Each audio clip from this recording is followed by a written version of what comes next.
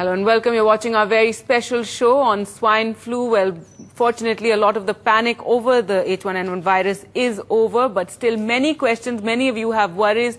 Well, in studio to answer all those queries, we're joined by Dr. M. Wali of the RML Hospital in Delhi and Dr. Krishan Chugh of Pediatrics of the Sir Gangaram Hospital also in Delhi. Thank you both for being here with us. The latest news, of course, 2 deaths in the capital due to swine flu has again got many people worried. But what we've heard is that both cases came to the government hospital very late for treatment. Yeah, you have heard it right. And apart from that, we have been talking about fatalities secondary to complications. And the complications, some of them are known, some of them are not known. We have been talking about high-risk cases like those who have underlying lung disease, underlying other systems disease, low immunity, and patients who are heavy smokers, pregnant ladies, very young, very old, and so on. Now, we should talk, and audience should know about another aspect of this. If the virus goes to the heart goes a total sort of involvement and paralysis type of situation, the cardiac contractility. Right, both the patients had cardiac arrest. Well, I can't say about both, but about one I can say. And in the second case, in the lungs, if there is a fulminant infection, there is a respiratory distress syndrome.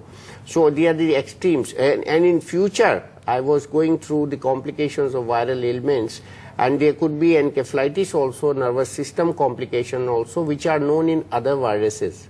So we should be ready to hear some in future, like somebody had encephalitis and succumbed to death. So these right. And one of the key points is late treatment, really. No, before that, the key point is they are very, very, very rare complications. And if they have to happen, they will happen. So we should say just 2 deaths, not 2 deaths. So are we saying our statistics are still all right in the face of so many confirmed cases? The death numbers are still very low here in India.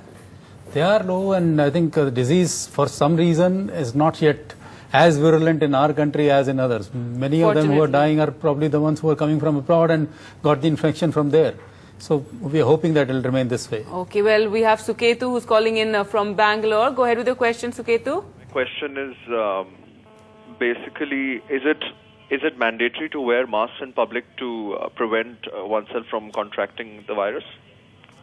Okay, this is one thing we're seeing in all our coverage of swine flu, people with masks, all the papers are showing it. Is it really necessary? It's the reverse. If by chance you are suffering from an illness which looks like influenza, what we call influenza-like illness, ILI, then you need to wear a mask to protect others from getting infected from you. And if you are going to a very crowded place where there are likely to be several people who have this disease, who can have this disease, then it may be justified. For example, if you're standing in a queue where people have come for getting themselves tested for swine flu, then probably you're justified in wearing a mask, and as soon as you're out of that queue, you can throw away the mask.